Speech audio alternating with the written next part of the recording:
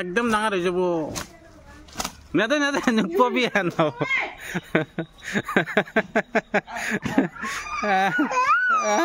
hello' Assam নমস্কাৰ কি খবৰ আপোনালোকৰ আজি গৰু বিহু গতিকে ৰাতিপুৱা টোপনিৰ পৰা উঠি দেখিলোঁ আমাৰ ৰিমজিম আৰু জেৰিয়ে গৰু ধুৱাবলৈ গৈছে অৰ্থাৎ গৰু মানে সিহঁতৰ মতে ছাগলী তিনিটা আছে ছাগলী তিনিটাই সিহঁতৰ বাবে গৰু কাৰণ যিহেতুকে গৰু নাই আজিকালি গৰু পাবলৈ খুব কমেই হৈছে গাঁৱে ভূঞে যিহেতুকে মানে খেতি পথাৰ কমি গৈছে সিহঁতৰ ছাগলী তিনিটাকে ধুৱাবলৈ গৈছে বলকচোন এবাৰ মই সিহঁতে কিদৰে ছাগলী ধুৱাই আছে মই দেখুৱাই দিওঁ ৰিমজিম আৰু জেৰিয়ে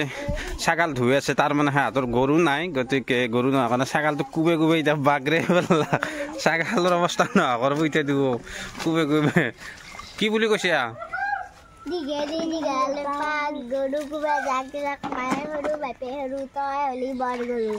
এইটো পিছে গৰু নহয় এইটো ছাগালী দেখোন কোবে দি অলপ কোবে দি ভালকৈ চাব দি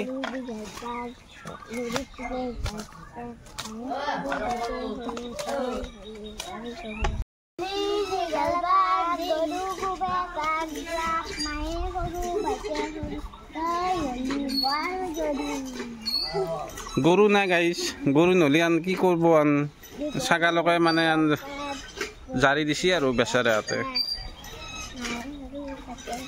কাণে চানে পানী সোমাই যাব চাবি আৰু কোব ভালকৈ কোব ডাঙৰ হৈ যাব একদম ডাঙৰ হৈ যাব নেদে নেদে নকবি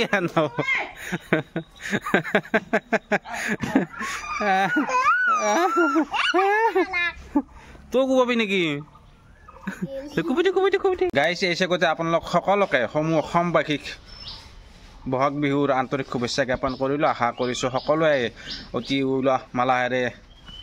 এই বিহুটো উপভোগ কৰক ন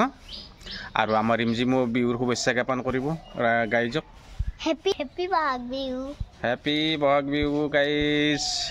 আমাৰ ইয়াতে খেলি আছে জেৰিয়ে শুভেচ্ছা জনাব গাইজক শুভেচ্ছা দিয়া হেপী ভোগালী বিহু হেপী ৰঙালী বিহু পুত্তৰ কবি না ক হেপী বিহু ক হেপী বিহু অসমবাসী ৰাইজক কি ক'বা অসমবাসী ৰাইজক কি ক'ম জানা হেপী বহাগ বিহু আজি নলবাৰীত যাম বুলি ভাবিছিলোঁ কাৰণ নলবাৰী গড়গাঁৱত 25শ বিহু নাচনীয়ে বিহু নাচৰ আখৰা চলাই আছে আৰু 16 তাৰিখে ফাইনেল সিহঁতৰ আখৰা হ'ব চ' মই ভাবিছিলোঁ আজি তাত গৈ এটা ভিডিঅ' কৰিম কিন্তু কথাটো হৈছে কি ঘৰত আজি গাইজ কোনো নাই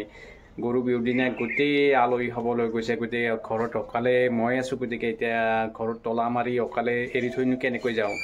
শংখ পৰ্বত হিমালয় মৰম লাগে তোমালৈ জানো যাম আমাৰ গাঁৱলৈ পকা পিলাহি কিনো মৰম দিলাহি জান বনিয়া মোক কৰিলি পিছে আমি গায়ক নহয় দেই এনে আৰু বিহু বুলি গাইছোঁ যদি ভিডিঅ'টো চাই ভাল লাগিছে তেনেহ'লে লাইক কমেণ্ট শ্বেয়াৰ কৰি দিব লগতে চেনেলটোলৈ যদি আপোনালোক নতুনকৈ আহিছে চেনেলটো আপোনালোকে ছাবস্ক্ৰাইব কৰি দিব আৰু কাইলৈৰ পৰা আপোনালোকে ইয়াত বিহুৰ সুন্দৰ ভ্লগ আপোনালোকে উপভোগ কৰিবলৈ পাব